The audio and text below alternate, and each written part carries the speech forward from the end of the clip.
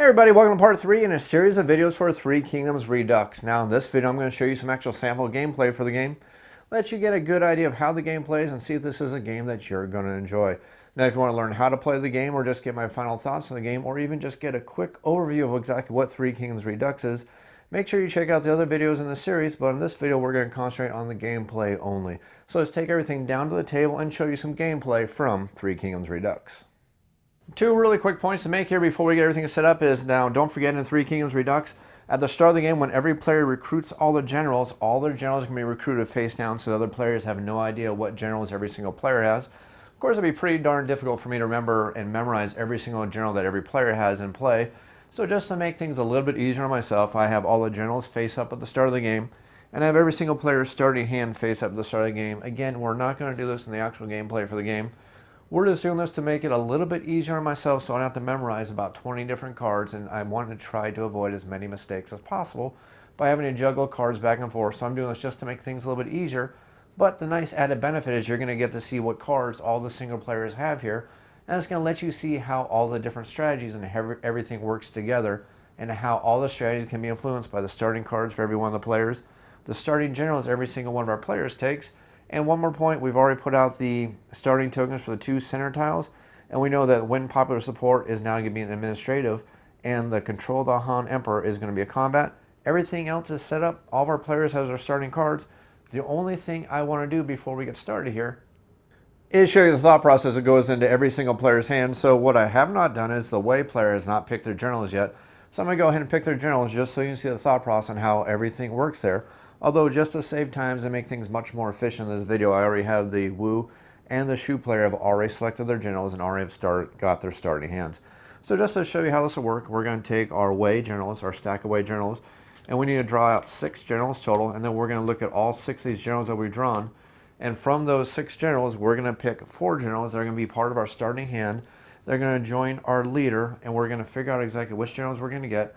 Let's go over these very, very quickly and show you some of the thought process that can go into getting these generals, depending on which cards we have for our starting cards over here for the unification and the separation, and also figuring out what kind of strategies we want to start going through as we start playing the game.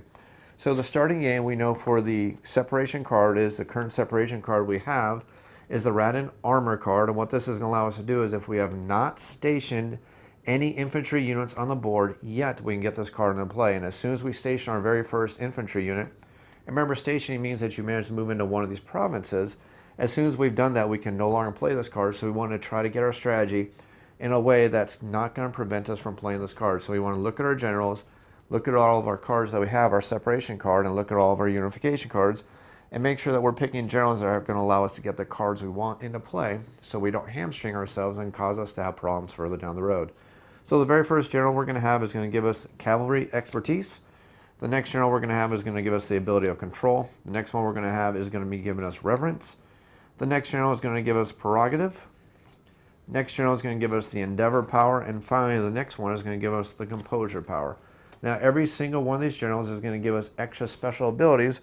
But what we want to do is we want to plan and pick the generals that are going to give us the largest advantage at the start of the game and not hinder us. I mean, none of the generals will ever hinder you, but there are definitely some generals that are better to come in later stages of the game versus the early stages of the game, because they're going to have extra abilities that are going to matter whether you have or have not accomplished things. So we want to pick our generals as smartly as we can to help influence our strategies so we can win the game. The very first general we're going to possibly pick is the one who's going to give us cavalry expertise. Now, cavalry expertise is something that will help us early in the game and also late in the game, because what this is going to do is the round that this general is recruited, and remember this is part of our recruitment because this is the start of the game, the round he's recruited, at the end of that round his special power is going to come out, which is going to give us extra horses and extra units or extra armies, which is going to start building our army infrastructure early, so we don't have to worry about trying to gain army by using these top spaces right here. So that is a general that can be very advantageous to take early in the game because he's going to help us give us an early start for our army.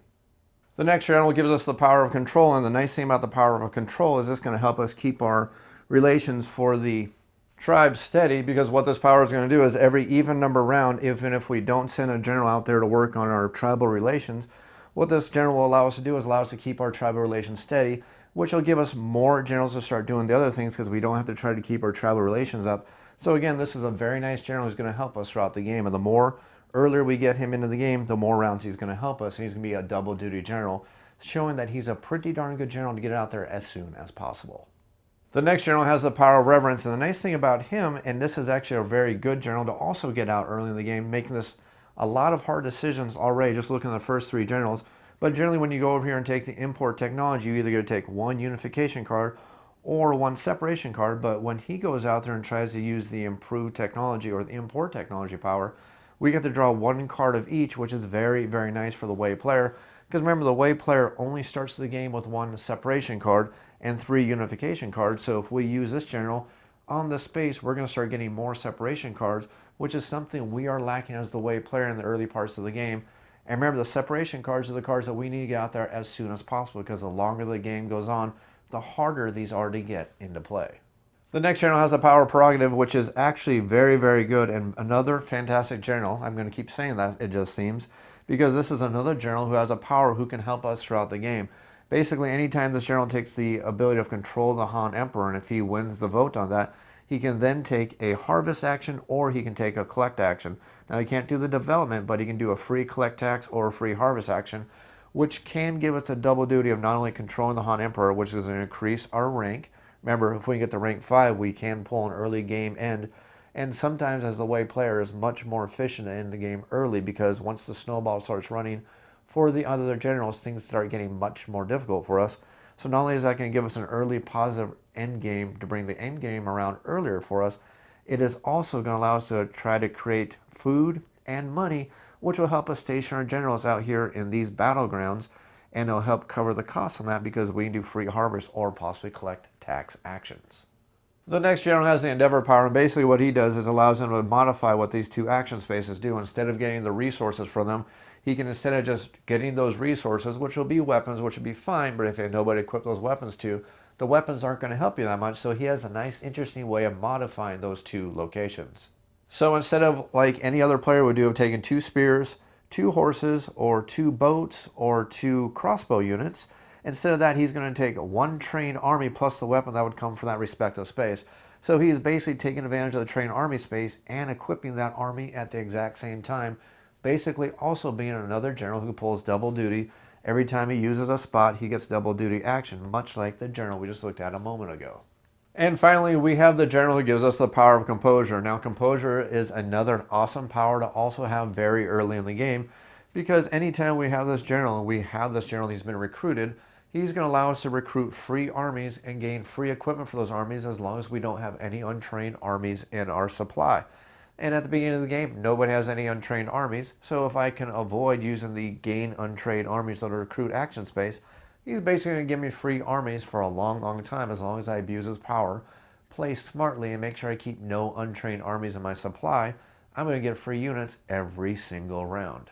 So like I said, while we do have some really tough decisions to make, we need to start thinking about the long-term goals of our game and how we want to play, what strategies we want to use to play this game, because remember, this is definitely one of those games where you cannot concentrate on everything, because the person who concentrates on everything and tries to do everything they can to score victory points is probably going to be the person who's going to end up floundering at the end and probably losing the game. This is definitely, from my experience, one of those games that the more you can concentrate on just a couple different things during those victory points, the more focused you become, the better chances you can get of scoring the victory points. Of course, you can't ignore military in this game, but there is military plus some other strategies you can play to start earning those victory points. So having thinking about the long-term goals and how we want to play, we're thinking that while cavalry expertise is a nice ability, it's not going to be part of our early strategy, so we are not going to pick cavalry strategy, that general, as our starting general. So we're going to replace him back at our supply, and we're also thinking that while reverence is a really awesome power, it's really fantastic, and it's going to allow us to get extra cards out, we're thinking that we like the powers of all these other generals. And now this is a really tough call. It's a very difficult call because it's actually a choice between this general and this general, which general I want to lose. But thinking about my future strategies, how I want to play, what I want to do as the Wei player to try to win the game, I'm thinking that while this general is really fantastic, he's not the general I'm going to take. He's also going to be the general I'm going to return to the supply. And these other 4 generals we're going to start with as the Wei player. So I'm just going to quickly take all these generals, put them off to the side, and I'm going to grab their general tokens, and then we can go start and play the game. The conflict phase starts with every single player recruiting generals as long as we're in round number 3, 5, or round number 9. Since we're not in one of those rounds, we are still in round number 1. We've just started the game. We're going to bypass that action. The next thing we need to do is the players who are in space number 2 and bid order number 3 need to verbally discuss and try to figure out exactly which location they want to put their alliance at. Now remember, the rules do say that the alliance token can never be placed in the 2 center locations, so it can never be alliance for control Han Emperor, and there can be never alliance for the win the popular support. And if you ever forget, there's a nice little marker down here on the board that shows you that the alliance token cannot be placed in those 2 locations. So the 2 players need to make a decision between them that's going to help them the most and hinder the player who's in number 1 the most, so they need to come up on an agreement what's going to help them the best. So the players are going to decide, but the green player eventually is the one who gets to decide where the token is going to be actually placed.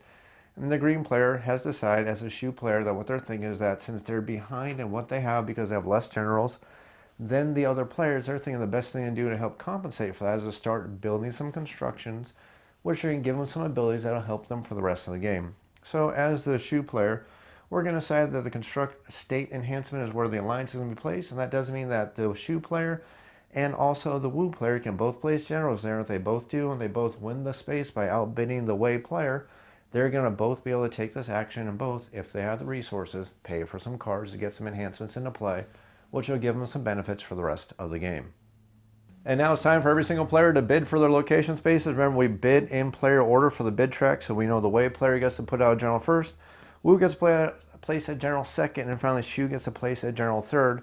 But we need to remember the powers of our generals and try to take as much advantage of the power of all of our generals so they may be helping us as much as we can, which does mean that we, as the Wei player, we want to place our main leader, our leader of our state, we want to place them last because they do have the special power that even if they're placed last on a location, they break all ties. Remember, the standard rule is whoever places there first and gets to the total first is the one who breaks the ties. Well, he has a special ability that breaks that rule, so he's kind of a threat that we like to keep back. So we definitely know that him as a general, that's a general we definitely want to place last on our turn. So as the Wei player, we need to look at our generals. We know that our general right here who has the power prerogative, we know that we want him to go after the control Han Emperor space. We also know there's most likely no chance we're going to get the construct state and enhancement location, so we might as well ignore that. And we also know that we do not want any untrained armies in our supply at the end of our turn, so we can take advantage of the power of this general also. So we know that this general we want to place on the control Han Emperor location, but we probably want to start thinking about placing him second to last so we don't telegraph our intentions, and we definitely want to avoid the recruit army space unless we can also train them, but we also want to make sure we at least go after this location or this location so we can also take advantage of the secondary power of this general. So we need to figure out exactly what we want to do and which generals we want to send where. And this early in the game, we really do not need to worry about our tribal relations, even though we're only at level 5 right now. As long as our tribal relations never reach level 1, we're safe. We're not going to have to worry about getting those negative victory points. And not only that, every even round, thanks to our general, we can ignore the negative repercussions from our improved tribal relations locations. So we know we have 5 generals. We know what we need to go for. We need to know that we need to take these 2 locations at least. We know we don't want to take this location right here, and we know we don't need to sweat this location too much this early in the game. So from there, we just need to figure out what we want to do with the remainder of our generals. So the very first thing we're going to do is we're going to take one of our generals, and we're going to take a general who is fantastic at combat, who has a level 5 of combat, and we're going to take the demand tribute space, which is a combat-related action. So we're going to use our statistic for combat, and it's a level 5, which means that there's no way any other player can take this space from us with less than 1 general, which means the other players are probably not going to compete with us because they know they do not have enough generals to win a bidding war with us. So there's a pretty good chance we manage to lock in this location, and that's the end of the Wei player's turn. We now get to move over to the Wu player's turn, who has 4 generals, and they need to figure out exactly what they want to do. For the Wu player's turn, their decisions are pretty much made for them. And again, remember, our opponents have no ideas which generals we have until we actually flip them over and display them and place them on the board. So they don't know what strategies we're working for, but our decisions are pretty much set for all of our generals here. We just know that we need to send our leader out there first, because if he goes out there first, he's going to get that bonus +1 token, increasing his attributes because he does have that special ability. If he's the first general we place, all his statistics, his administrative and his combat statistics, I should say, are each going to go up by 1, and we're going to place that token out there as a nice, gentle reminder. But we do know that we want to take the recruit army action for the nice bonus that we get from this general right here. We do want to take the win popular support action due to the general we have right here. And we know this general is also going to take the alliance space, again, just to the bonus they have. So all three of these generals have been spoken for. We know what we need to do strategically with them. We're going to take this location, we're going to take this location, we're also going to take this location. We just need to figure out what we want to do with our leader. Well, we know that we are eventually going to go to war, and war gets very expensive. We definitely need resources to keep the war machine going. And having an administrative power of level 3, it's not that great, but if we place first, we get that nice bonus of +1. And we know that wars are very expensive, so we want to find a way to get war started, or at least when we do get the war started, making sure that we have enough money to pay for our armies to keep them out there to earn us those victory points. So the Wu player is going to place their leader out, get the nice bonus from their leader bonus general, which means that their administrative for the space is actually at 4 points right now versus a 3. That is the end of the Wu player's turn. It's now time for the Shu player to make their decision. The Shu player is in a similar position as the Wu player because they also have a general who is pretty much going to be locked in and guaranteed that they're going to take the alliance space, because the general does have a power that gives them extra special abilities when they take the alliance space. So we know that this general is pretty much already spoken for, and we also know this general is going to prevent us from having any kind of deficit from having popular support tokens. So we know that we're not going to pay for our popular support tokens, and we know that our glorious leader also can use popular support tokens without having to actually expend them, because they always get one of them back every time they place one out there. So we can pretty much lock in a location, and we know that we're eventually going to go to war. So we're also going to need weapons very, very quickly. So we're going to decide that we're going to send our leader out to this location right here, the trade rice and or weapons location. We're going to take a popular support token out there with us for a total of 4 + 1 is 5, also guaranteeing that we are going to lock in the space, because nobody can beat that except for the leader of the Wei army if they place their leader there at that location. Otherwise, anybody else, if they want that location, is going to take at least 2 generals to do so, especially if I decide to fight for that location. So that is the end of the Shu player's turn. It's now back to the Wei player. And this is where I'm going to realize I made a slight mistake. I put my general in the wrong location for the Wei player on my first placement, and I do apologize. I wasn't paying close enough attention.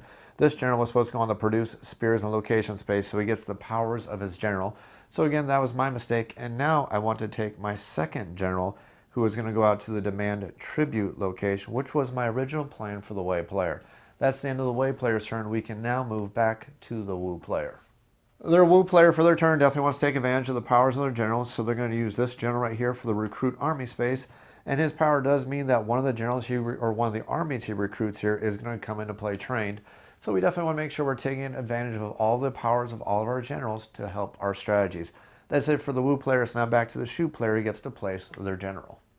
The Shu player on their turn definitely wants to take advantage of all the powers of their generals. So this general is going to come up here and they're going to go after popular support. Again, our level with this general is level 5, which means we have managed to pretty much lock in this location unless the Wei player decides to compete with us by using the power of the leader of their army. That's it for the Shu player. We now get to go back to the Wei army. Now the Wei army knows that they need to take at least this location or compete for this location, so they manage to get the benefits of this general, because remember, this general is going to allow them to harvest or collect tax as long as they go after the control Han Emperor with this general. So that means that we have this general left over who is great administrative, so this is going to work out perfectly for us. We're going to go after developing our farms and or harvesting, because we do one action or the other. Our administration is also level 5, which also means we pretty much managed to lock in that location. That's pretty much it for the Wei player. We now get to go back to the Wu player, who has 2 generals left to place. Now, unfortunately for the Wu player, they actually wanted the win popular support location because the general can take advantage of that location. Unfortunately, their current semi-ally beat them to the punch. Now they can decide to sacrifice 2 generals to guarantee they get that location, but then they're not going to get to be able to take advantage of the ally space.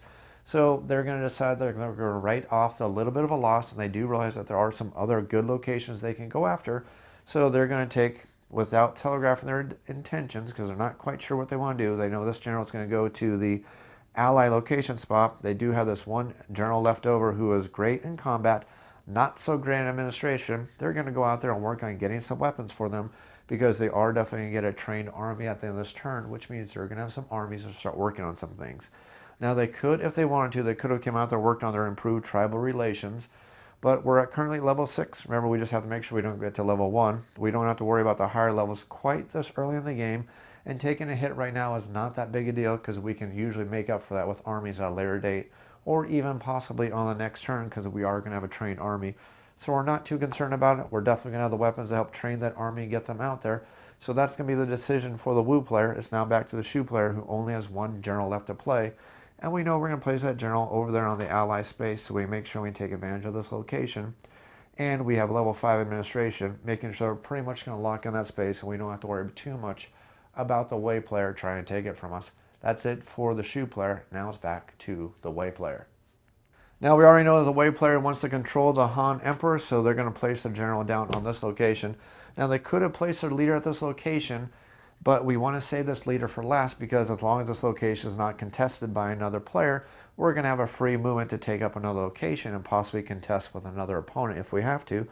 Or if somebody does decide that they want to take that location from us, like I said, we can take it back. But if nobody does, that's going to give us a free general to place somewhere else, or maybe just be difficult for somebody else and take a spot away from them that they were hoping to keep.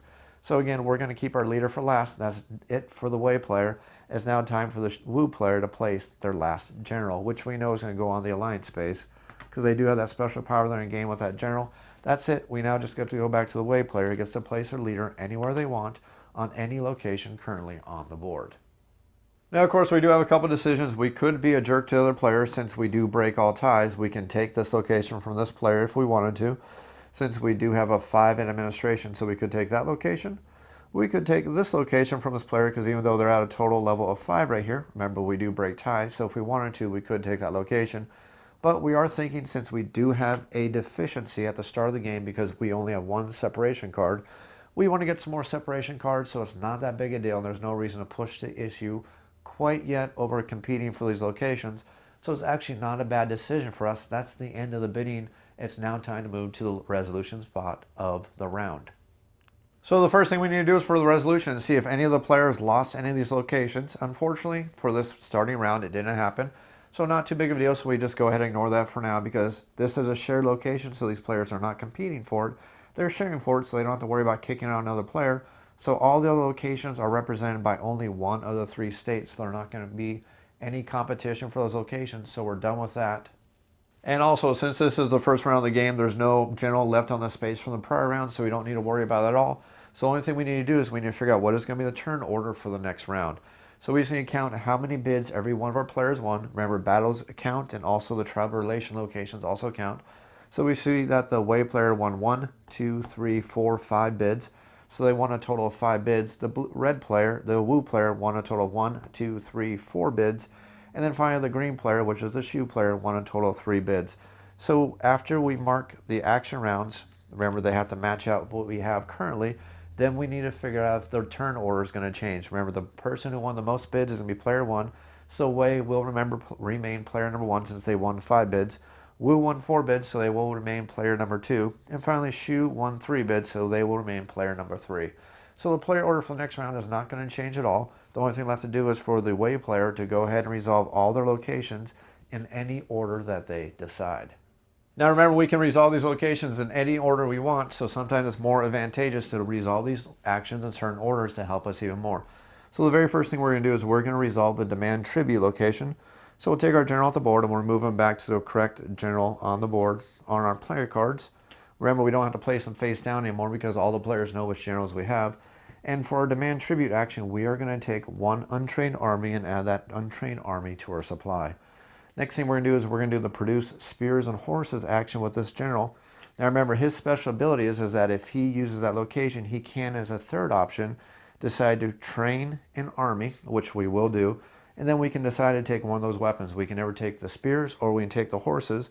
Well, looking at all of our generals, we see that a lot of them use spears and horses, or at most horses, except for this guy right here who uses boats, but other than that, every one of our generals uses horses. So it sounds like horses may be the best thing to do to equip this army. So now this will be an infantry type army, and that's a second location resolved for this player. Next thing we're going to do is we're going to develop a farm or harvest. We're going to decide that we are going to develop this farm. So we're going to take that general and we're going to develop one of our farms. So we're going to take one of our farms and turn it into a level 1 farm, which is going to help us get further resources later in the game. The next thing we're going to do is we're going to decide to hire an instructor and or work on importing technology. Well, we're not going to hire the instructor because we don't want to spend the rice, and we don't have any armies to train anyway, so our leader's going to come back to his card, and then we're going to decide if we want to take a separation card or a unification card. we're going to take a separation card because remember, we want to get these as early as we can in the game because as the game goes on, they get much more difficult to try to obtain these cards. So we're going to add that to our hand of cards. And then the only thing left to do is to control the Han Emperor space. So the first thing we need to do is we need to spend 1 gold to bribe the Han Emperor. This general will have to be left at this location until the middle of the next round when we come to the resolution. And then also we will go up and become a Grand General, gaining rank for the Wei player. That's it for resolving all the Wei player's actions. We're done resolving the Wei player. It's now time to resolve the Wu player with their 4 locations that they selected.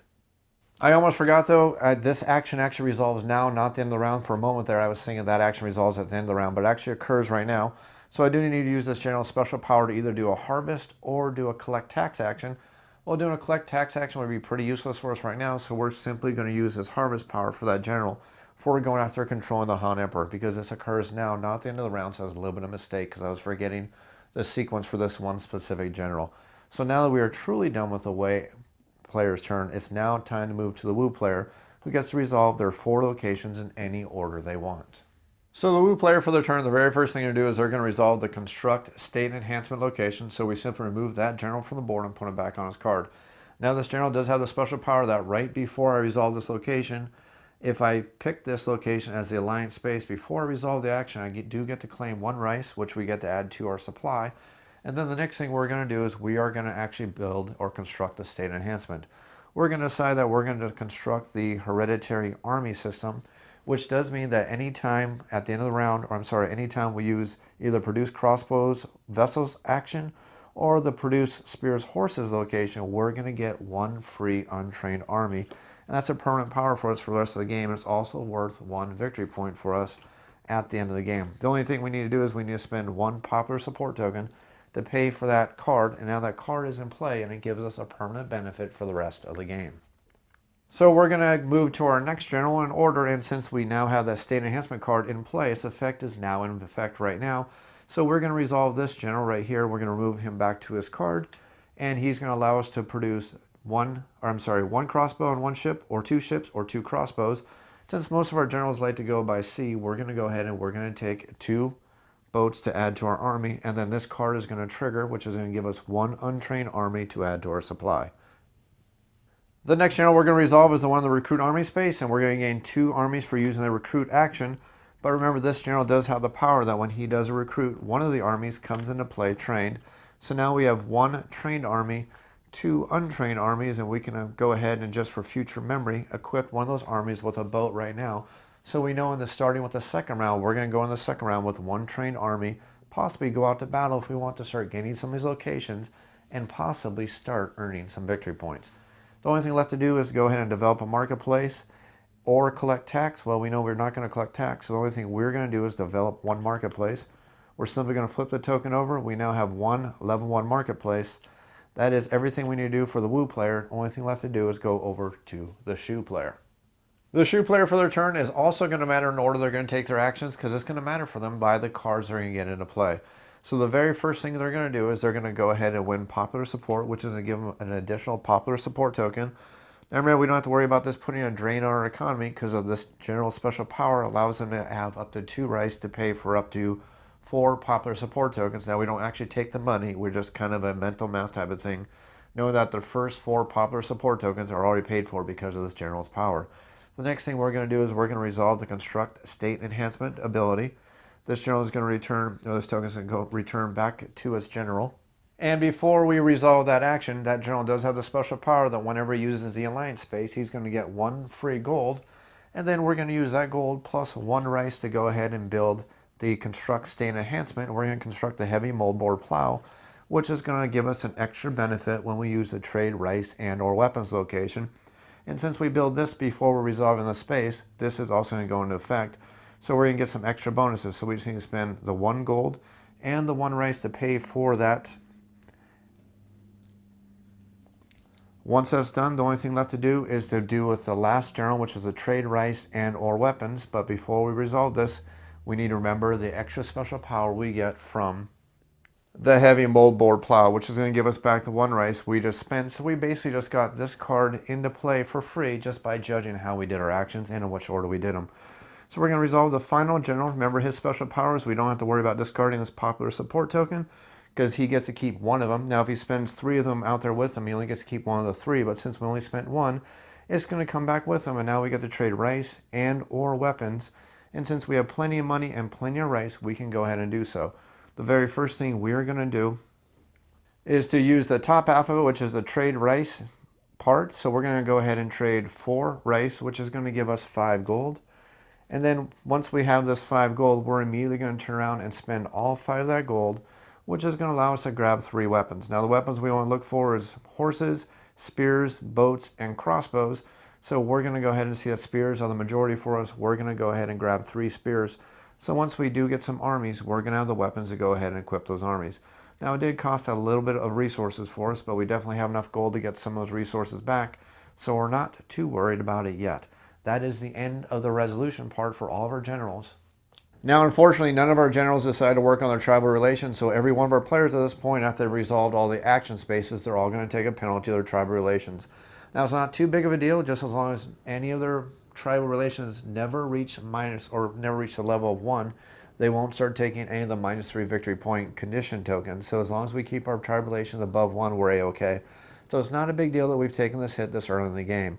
Now the only thing left to do is for every one of our players to figure out if any other generals have any end-of-round powers, and if they do, those powers are going to activate now, such as the Wei player does have one general who has the power that as long as I do not have any untrained armies in my supply, I'm going to gain 1 untrained army, and as long as I don't have more than 1 weapon, I'm going to get some possible free weapons.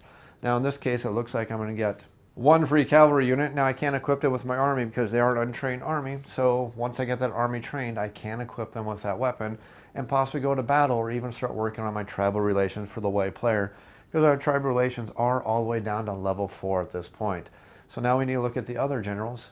And while the Wu player doesn't have any powers for any of his generals, the Shu player definitely does have a power for his generals, and what he's going to do is he's going to take one of his popular support tokens and he's going to discard it, which is going to give him a total of 2 gold and also a total of 2 food, helping them take care of our little bit of food deficit we had from buying all of these weapons. And that's going to do a good job of helping resupply our coffers. And it was simply a zero sum for us because basically we started the game with 2 popular support tokens. We gained 1, gained a whole bunch of weapons, gained some gold, and managed to stay pretty stable with our food supplies. Now that we're done with the end of the round, it's now time to move to the maintenance and upkeep of the round. First thing we do for the maintenance is we need to flip over these markers for each one of these 2 central spaces. The game calls them criterion markers, which I can never remember the term for them. So I just remember them as the opposite effect. So we know that when popular support is going to go from an administrative to a combat, and the control of the Han Emperor is going to go from a combat to an administrative action. Now, this is the point where we actually gain the Han Emperor token, which will help us in further votes for future rounds if we can manage to hold on to it long enough. And then the next thing we need to do is we need to pay the upkeep for any of our armies that have to be stationed in any provinces. Luckily, we don't have any armies in any of the provinces, so we don't have to worry about it. Unfortunately, the negative of that, though, is that we're not going to get any victory points for any armies. So that is going to be the end of the very first round of Three Kingdoms Redux. The only thing left to do to finish out the first round is to move the marker to show that we're now starting the second round. That is the complete end of the first round. We can now start the second round with the conflict phase. Now, since we're not in the third round, nobody gets to get any extra generals to pick from, so we can simply bypass that. The only thing left now to do is to pick where the next ally marker location is going to be. And I remember the person currently in third gets to pick the actual location of it, but they get to discuss it with the second and the third player, which spot is going to be most advantageous to them. The only trick is we cannot pick the same location where the token is currently at. So we need to pick one of the other 9 remaining locations to put this alliance token, and the players get to decide among themselves what is going to be most advantageous to them. But it doesn't matter what their final decision is. The Shu player gets to make the final decision because they are in control of the alliance token itself. After a little bit of debate, the Wu and the Shu players come to the decision that it would be a good idea for them to mutually share the training in the army space.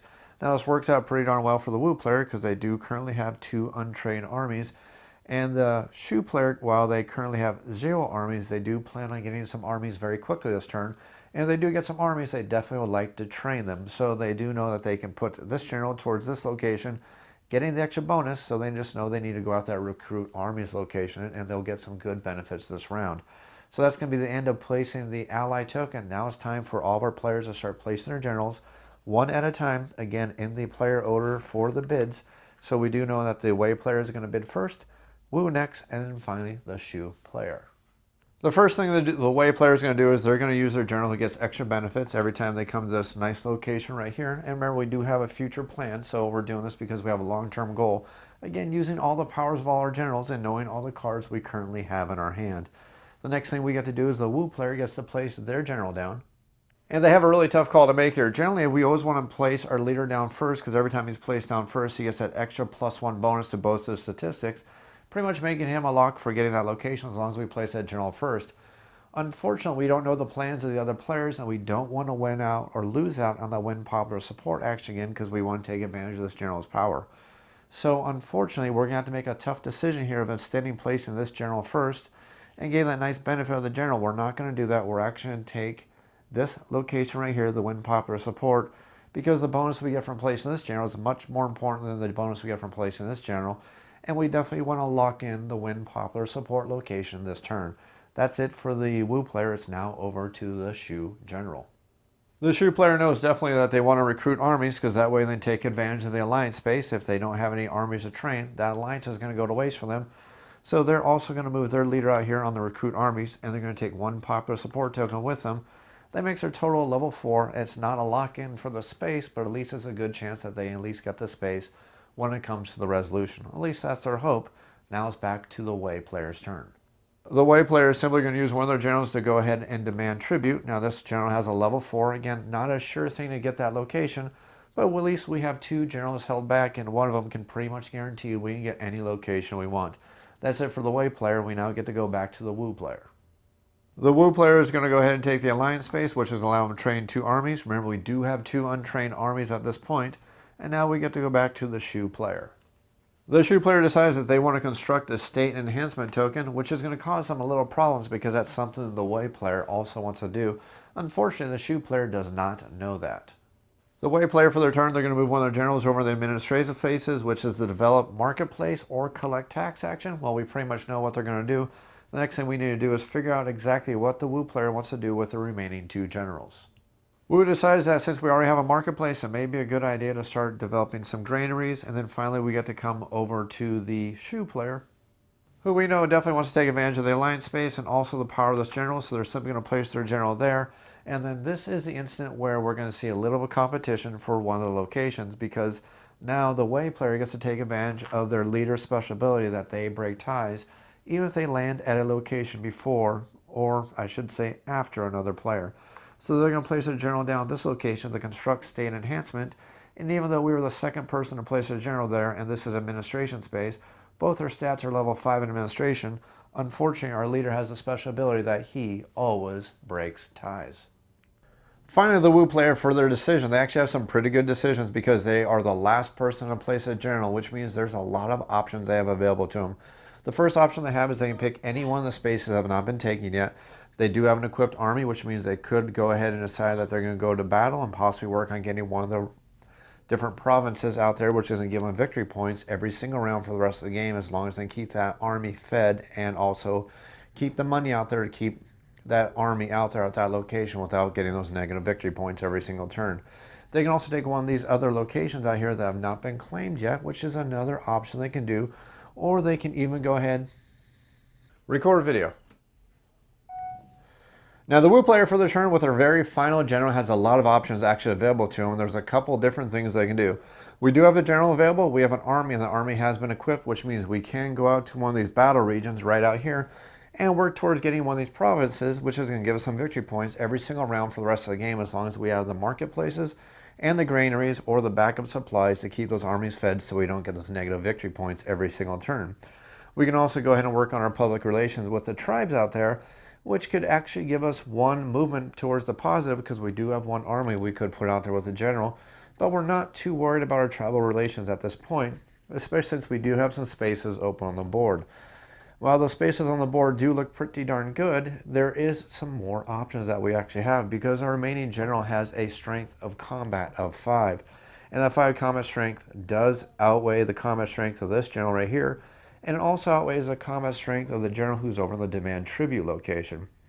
So we can actually do a double fell blow and start affecting the other players quite quickly while we help ourselves. So we could come over here and take the recruit army space and go ahead and gain a couple extra armies, which is not going to help us that much because we already have 2 untrained armies, and we really don't need any more armies quite this yet. What we need is we need our armies trained, or we can come over here and demand some tribute. Now, we don't really need tribute that badly, but if we demand the tribute, not only does the Wei player lose this location, they're also going to lose player order number 1 in the following round, so it's going to be kind of a double whammy. So we're going to decide that we're going to be kind of a jerk to the Wei player, especially since they've already been a jerk to the Shu player. And since it's going to be a double whammy, it's going to help us quite a bit going into the 3rd round, where we're going to get extra generals, giving us more generals out there to go ahead and select these locations, meaning in the 3rd round, it's much better to be the first place to place the generals. Because remember, when it comes to the ties, the person who places there first wins all ties, unless you happen to be a general who breaks that rule. So we have placed all of our generals for all of our players. That is it for the conflict phase. Now it's time to move to the resolution phase. So at the very start of the resolution phase, we need to figure out which one of these locations are currently being contested, and the person who lost that location needs to remove their general from that location. So we'll move to the first location, which is the demand tribute, and we're going to see that the Wu player does indeed defeat the Wei player. So the Wei player's general is going to be removed from the board. And then we're going to move over to this location right here that is also contested, and we're going to see that while both of these players are tied, which means generally the person who is the defender is the one who plays first would generally win the ties. Unfortunately, the leader of the Wei army does have the advantage that they win all ties. So unfortunately, it looks like the Shu player is also going to lose access to that location. Only thing left to do now is to go ahead and return this general from the prior turn, return it back to the player who controlled it. And now we need to figure out what the player order is going to be for the next turn. So remember, when we're figuring out the player order, we just need to count up how many bids every single one of the players has won, and whoever won the most bids becomes the highest ranking player. Of course, ties are going to be broken by whoever has the most army victories, and since nobody has that yet, we're just going to respect the general order of the the Wei, Wu, and Shu order of how everything occurs. So we see that the Wu player currently has 3 locations that they won victory for on the bidding. So they're now going to be player number 1 on the future turn. We see that the Wei player has won 3 auctions, so they're going to become player number 2. And Shu, who won 2 auctions, is going to remain player number 3. That does mean that they're going to remain in control of the alliance token, and since next round they're going to gain 2 generals, that's going to be one heck of a boon for them going into the next round. Now it's time for all of our generals to go ahead and resolve. Now we're going to remember the action order. We're not going to resolve in the bid order yet. We're going to resolve in the action order. So the Wei player gets to resolve first, and the first thing they're going to do is resolve this space. Now this general does have the special ability that they're going to take advantage of, that when they use a location, they can just take 1 weapon if they like, and decide that they're going to train their untrained army, and now they have all trained armies in their army currently, so their other general is going to get a special benefit when it comes to that effect.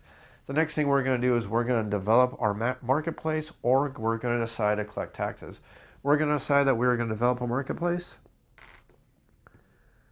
That general is going to be removed.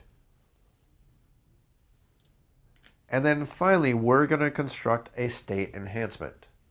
Now, originally our hope was to get the demand tribute action, which would have given us an untrained army, which would allow us to get extra benefits from the space card. Unfortunately, that didn't happen, but we are still going to get the victory points from this card, at least by playing it. So we're going to resolve this construct state enhancement, and we're going to put into play the Rattan Army card, which normally would allow us to train an untrained army, and that's going to give us some extra victory points at the end of the game. The only requirement is that we cannot have stationed any infantry units, and we have not done so yet. It is going to cost us a spear to bring it into play, though, but at least it's going to be worth victory points for us at the end of the game. That's all the resolutions for the Wei player. It's now time for the Wu player to resolve their 4 different spaces that they won auctions for. The first thing we're going to do is we're going to resolve the win popular support location, which is going to give us 1 popular support token. Luckily, that's not going to put a drain on our economy because it's not going to require us to pay for that, because as long as we have less than 2, we don't have to pay any rice at the end of our turn. And not only that, since we got the special ability of this general, we get to gain 1 untrained army to add to our supply. The next thing we're going to do is we're going to move over to this location right here and resolve the train the army location. And we can't forget that this general, when he does resolve the alliance space, he does gain 1 rice token, which we're going to add to our supply, and then we're going to remove our general. And then we're going to train 2 of our armies, and now we have 2 total of actually 3 total trained armies and 1 untrained army left over. Next thing we're going to do is we're going to go ahead and decide that we are going to develop our farm. So we'll increase our farm level up to level number 1. And then finally, we're going to decide that we are going to demand tribute. For our tribute, we're simply going to take 1 rice and 1 gold, which is going to fill up our supplies and allow us to possibly go to war at later stages without having to back up supplies, because we'll be able to pay for those and also allow us to pay to get some of the construction or the state enhancement cards constructed and put into play. That's pretty much it for the Wu player. It's now time for the Shu player to resolve their 2 generals left on the board. We'll start with our leader, who gets a special power which guarantees that our popular support token is going to come back into our supply, and we're going to gain 2 untrained armies.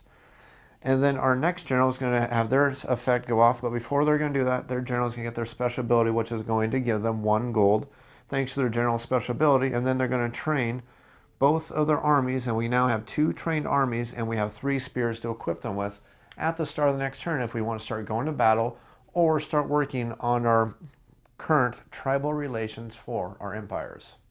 Unfortunately, none of our empires decided to work on their tribal relations this round, so it does mean that every single player's tribal relations level is going to go down 1 point. Luckily, no one has dropped to the point where anybody's going to suffer any penalties, because nobody's tribal relations has reached level 1. So now we're done with that. It's now time to see if any of our players have any generals who have powers who are going to activate at the end of the round. So just going quickly in order, the Wei player, thanks to the special ability of their general, is they're actually going to save that 1 point that they just lost on their public relations, since we are currently in round number 2. And the other thing they're going to do is they are going to gain 1 untrained army thanks to the power of their 1 general that's going to give them that ability. The Wu player doesn't have any generals that can give them any special abilities at the end of their turn, but the Shu player definitely does. And they're going to spend 1 popular support token, and that's going to give them 2 gold. And it's also going to give them 2 food, meaning that starting for the next couple of rounds, they definitely have the supplies they need to start doing what they need to start putting out the armies, because they can now afford them, and they can also afford to start getting lots of cards into play and becoming much more powerful and covering up the deficit that unfortunately the Shu player starts with at the beginning of the round. But part of the strategy is knowing how to overcome that and making a comeback, because the longer the game goes on, the better the chances the Shu player has. That's the end of the round. Now it's time for the maintenance. So for the maintenance and upkeep, we just got to make sure we flip both the tokens over to the center round, making sure that those 2 spaces have different requirements. This is now an administrative space, and this is now a combat space for the next round to go. This token is going to return to the control Han Emperor space, because it's no longer controlled by anybody, because nobody used that space on the prior round. And then we're simply going to advance to round number 3, and that's going to be the end of round number 2. It's now the start of the 3rd round, and the thing we need to do at the start of the 3rd round is we now have a round where the players are going to gain more generals.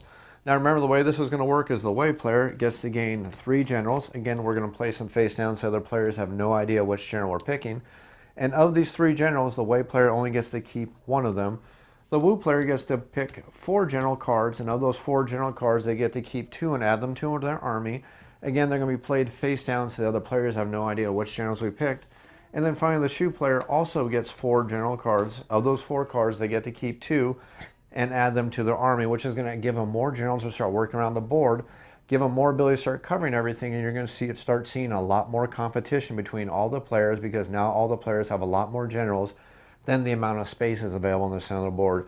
You're going to see much more competition for the center of the board. You're going to start seeing players start working on their tribal relations. You're going to start seeing players working on battles to start getting these provinces, which is going to give them those victory points, but they need to make sure they keep the infrastructure of their empire up, because if they don't produce money and they don't produce food, they're going to start suffering a drain. If they can't keep up with their drain, they're going to start suffering these negative victory points. That's going to ruin their score at the end of the game. I think I've shown you enough play of Three Kingdoms Redux to give you a really good idea of just how exactly the game plays. I'm going to go and wrap everything up and put everything together and give you my final thoughts on a 4th video, my review video for the game. Now, if you have any comments or questions, make sure you leave them in the YouTube comments down below. You can also feel free to email me at offtheshelfboardgamereviews, that's otsbgr@gmail.com. If you enjoyed this video series, you want to see more like it, click that like button, click that subscribe button, and as always, thanks for watching.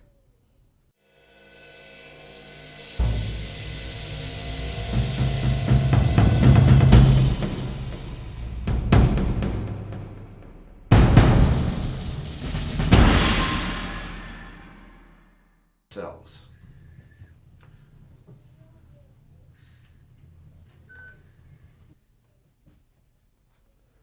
Negative -3 point tokens.